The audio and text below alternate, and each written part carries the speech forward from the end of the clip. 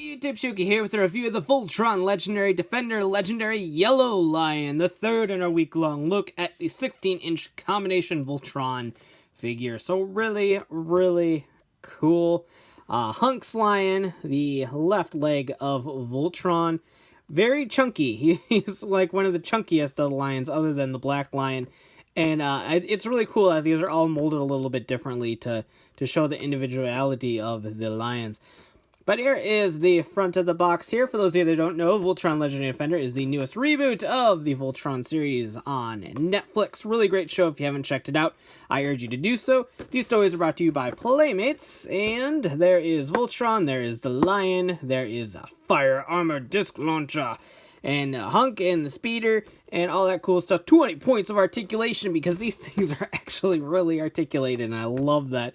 But let's go ahead and get this open in a second, because I have to say these are $17.99 at my local Target, but they can also be found for $19.99 at local Toys R Us stores. But let's go ahead and get this open and take a look. Alright, and here is the yellow lion. Included is the yellow lion itself. Hunk's little speeder, which is actually really cool because it's got these little like jet turbines on the side of it, like a VTOL sort of thing, and it makes it look different than the other speeders, which is kind of cool. And then this big old cannon that is actually really cool. It's a disc launcher, and we'll demonstrate that momentarily. For now, here is another quick look at the little speeder. Again, it's missing like all paint details in the back, but for a little tiny included accessory piece, it's all right. It does what it needs to do. And as with all of them, if you open up this little flap right here, it even has like the VTOL sort of shape cut out in it, which is a nice little touch, even though those things never actually hit the ground whatsoever. But just peg that in right there and close it up, and now Hunk is in the yellow lion, and it is definitely really cool. I love the yellow lion. It's partly because I really love Hunk, because being a big guy myself, a big goofy guy, I can totally relate to him on a spiritual level. So here we go with the yellow lion. In terms of articulation, it is very much similar to the blue lion, in the fact that it doesn't really have any sort of waist or midsection articulation. It has instead a full up and down rotation on the head, which is nice. It does still have the little chompy jaw, which doesn't open up nearly as much as the green lion to show, but I didn't actually show this in the video. I showed it in the photo gallery, but there's actually a little like laser turret in there as a ramp, since they kind of enter through the mouths of the lion sometimes. So it's a nice little additional touch that the like inside molding of the head actually has all those details in it. So that's really cool. And the leg articulation is the same as all of the lions. You got the rotation right there, and right there at the lower paw. So there you go. Unfortunately, no rotation at the head. The arms have head rotation, and these ones have head vertical movement. So it's kind of a trade-off between lions. They all got different forms of articulation. But that is really about it for the yellow lion. Very nice paint details through here. The red accents are nice. Obviously, some things are missing. But it's so minor that I really don't care a whole lot. The only complaint I really have is kind of something that I didn't really notice big time on the other lions. But that is the paint on the paws. The yellow lion in particular, because I believe these are just gray plastic. Like, it's a gray soft plastic. And so these are all painted over. And I'm not sure how well it's coming across on camera, but the paint on the feet is very sloppy. That is honestly one of my first complaints about these toys. And again, this is the first time I really noticed it big time, is because yellow is a really hard color to paint. Colors really want to come through on yellow. And so it's really a hard color to get in there and paint properly. So that is really my only major complaint. And I can chalk it up to he's got some battle damage on his feet. I'm okay with that. But in terms of the actual construction of the toy, that is one of my first complaints about these in general, is just the feet paint. And it doesn't help the fact that it's a soft rubbery plastic, and it's kind of a hard material to properly paint in the first place. So Not horrible by any stretch of the imagination. They kind of did what they needed to do, I imagine. So there we go with that. Here is the big old cannon. Like I said, it is a disc launcher. It comes with 4 of these little blue discs with the Voltron logo on the inside of them. And you can go ahead and just drop those in there. Really wish I had a compartment. I hate the fact that it doesn't have a compartment, because if you make the lion fly around, they just kind of spill out. You can't tip the lion over, otherwise the discs spin out, and that is kind of sad. But you have the little launcher right there. It fires really good. So, like, I'm very satisfied with that. It launches nice. And my friend Chris pointed this out, that this thing is big enough to where if you had, like, a strap, you could actually, like, strap it to your wrist and use it as a wrist launcher. It's that big.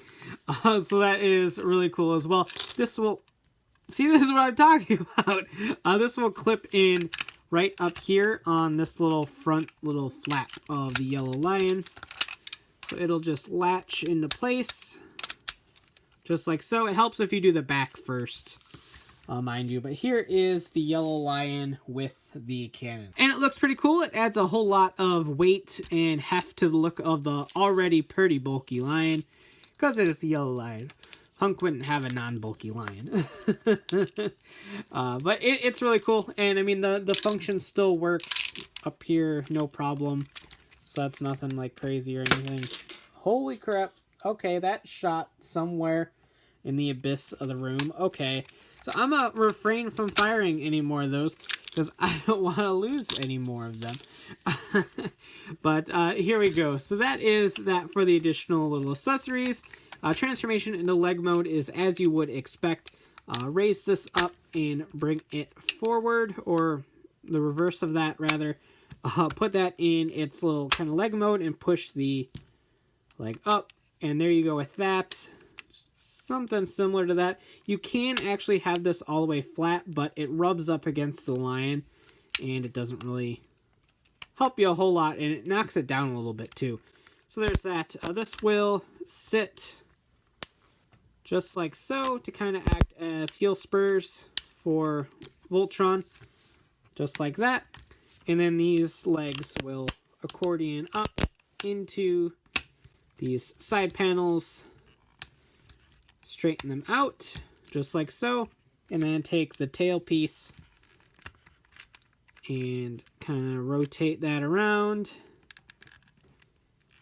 till that is nice and secure in there. And there you have the yellow lion as the left leg of Voltron.